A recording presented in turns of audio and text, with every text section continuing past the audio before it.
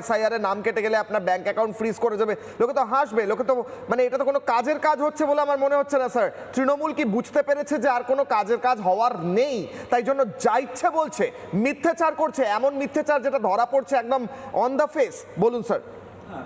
পিসি তো হঠাৎ করে দিদি হয়ে যাচ্ছে, এটা তো আমরা দেখছি। কিন্তু একটা বিষয় হচ্ছে ব্যাংকে অ্যাকাউন্ট রাখার জন্য যেটা কেওয়াইসির কথা বলা হয়, সেটা হচ্ছে আধার প্যান লিঙ্ক, আর কিচ্ছু লাগে না। অন্য ডকুমেন্টসগুলো সাপ্লিমেন্টারি হতে পারে, কিন্তু কোনোভাবে এটা হবে না। এ একদম গোয়েবেল এর স্টাইল নেওয়া হচ্ছে এবং বোঝানোর নামে ভুল বোঝানো হচ্ছে। এবং আমার মনে হয় যে ধরনের বক্তৃতা হচ্ছে সাম্প্রদায়িকমূলক, সেই বক্তব্যগুলোকে সুপ্রিম কোর্টের সেটা সুমোটো মামলা কেন রুজু করা হবে না? 144 কোটি ভারতবাসী বসে দেখবে যে একদম দাঁড়িয়ে থেকে দাঙ্গা লাগানো হবে। এটা কি দেখবে ভারতবর্ষের মানুষ? আইনও তো আছে। পঙ্কজ বাবু, প্রশ্ন হচ্ছে, বলা হচ্ছে নির্বাচন কমিশনের আঙুল কেটে নিতাম আমি হলে। এই বক্তব্য দেওয়া হলে সাধারণ মানুষ কোথায় নিরাপত্তার কথা ভাববে স্যার? মানে ভাবতে পারছি না যে একজন আইনজীবী, একজন এমপি, সিটিং এমপি, তিনি এই ভাষা ব্যবহার করছেন। কোনো নাগরিকের আঙুল কাটলে কি হবে উনি তো আমার থেকে ভালো জানেন, আমার তো বলার অপেক্ষা রাখে না। আমার মনে হয় যে কে কী অবস্থায় আছে তা আমি জানি না, তার উপরে আমি মন্তব্য করব না।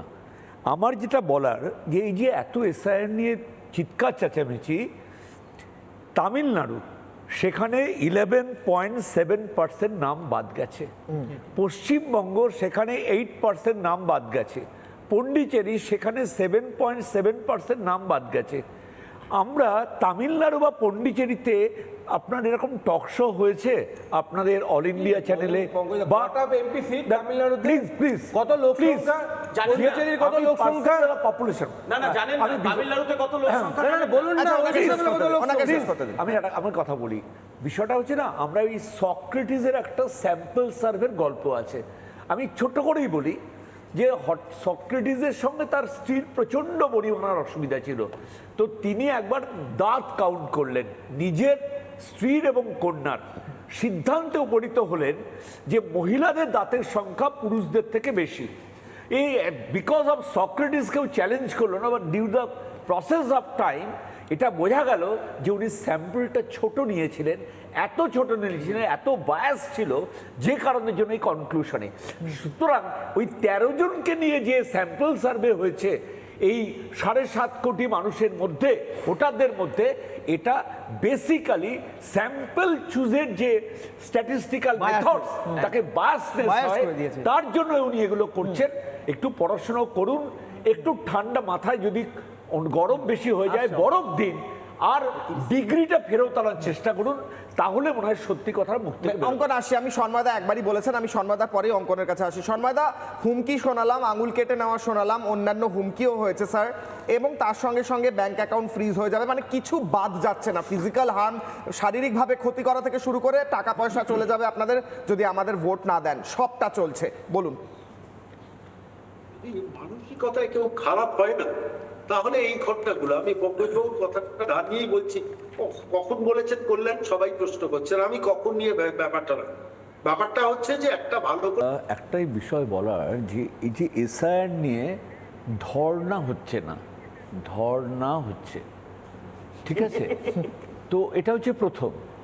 এবং সরকারি দল এটা করে যেটা প্রমাণ করলো, নিজের পরাজয়টাকে স্বীকার করে নিল। এটা বিরোধীদের করার কথা, এটা সরকার করেছে। ভারতবর্ষ কেন, পৃথিবীর ইতিহাসে কোথাও এরকম হয়নি, প্রথম। দ্বিতীয়ত, ওনার তো কোর্টের উপরে খুব আস্থা আছে, কারণ বড় আইনজীবী, আস্থা থাকারই কথা। কিন্তু ডিএর ব্যাপারে যে রায়, তাতে আস্থা নেই। আপনি দেখুন মানে কন্ট্রাস্টটা কোথায়।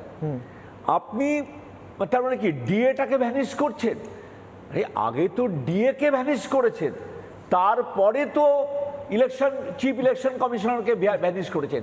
আপনি যে ডিএটাকে জলজান্ত ভ্যানিশ করলেন, হ্যাঁ, এবং যখন আপনাকে হলফনামা দেওয়ার নির্দিষ্ট সময় দেওয়া হলো, আপনি তখন বললেন না কেন গিয়ে?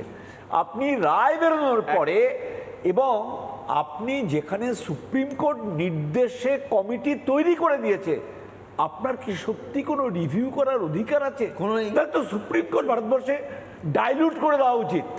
যদি এই রকম অবস্থা চলতে থাকে, আমি আবারও বলছি, এটা কোনো ভারতবর্ষের সাংবিধানিক পদে থেকে এ কাজ করা যায় বলে আমি জানি না।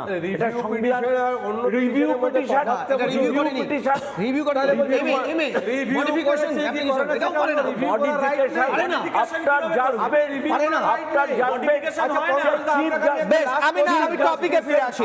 আমি আজকে টপিক আসলে এটা দেখে আমার একটাই কথা মনে পড়ছে যে ছলের অভাব হয় না। একটা ইস্যু হচ্ছে, সেটাকে পাল্টে দেওয়ার আরেকটা চেষ্টা হচ্ছে, আরেকটা ইস্যু হচ্ছে, সেটাকে আবার পাল্টে দেওয়া হচ্ছে। Ultimately no SIR, no vote. SIR সম্পূর্ণ না হলে যেন ভোট না হয়, কারণ ভুল নয়, ভূতে ভরা ভোটে, আর যাই হোক গণতন্ত্রের একদম নানা ধরনের কন্টেন্ট দেখার জন্য লাইক করুন, শেয়ার করুন আমাদের ফেসবুক পেজ, সাবস্ক্রাইব করুন আমাদের ইউটিউব চ্যানেল। পাশাপাশি অন্যান্য ব্রেকিং নিউজের জন্য অবশ্যই চোখ রাখুন রিপাবলিক বাংলায়।